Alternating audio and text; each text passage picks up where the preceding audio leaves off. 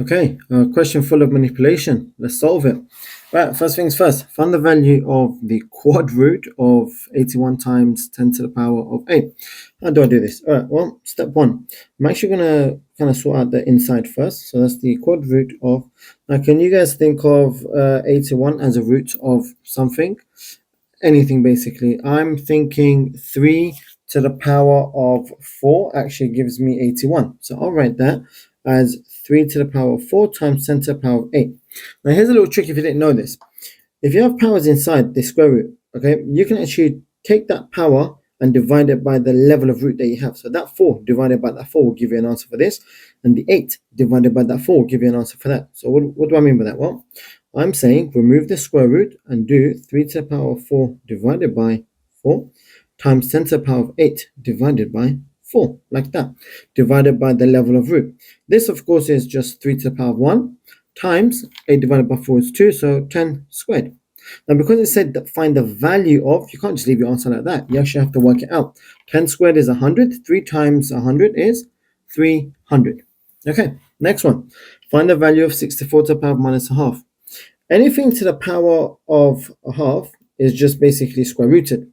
And if it's a negative, you've got to bring it downstairs and make it reciprocal. So this, of course, becomes 1 over 64 to the power of a half. Because of the negative, which means we bring it downstairs, everything becomes a positive for the power. Now, next thing is 1 over the square root of 64, which we know is just 8. So the answer is 1 over 8. And finally, interesting question, write this all as a power of 3. Cool, so we are going to do this, we're just going to manipulate a little bit. Now I'm going to manipulate the bottom first, just to show you how it's done. So that's 9 to the power of n minus 1, right? So we're going to write the 9 as 3 squared. So that will be 3 squared. The 9 is written as 3 squared. Now there was already a power of n minus 1, so we're going to put that back in there.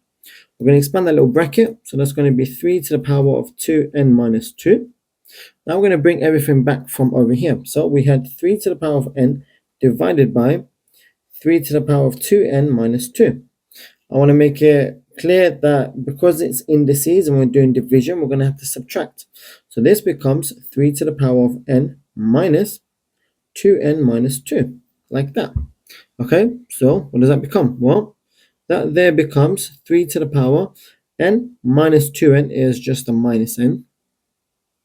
And minus actually turns into a positive. So if I wanted to make this slightly neater, I could write this as 3 to the power of 2 minus n.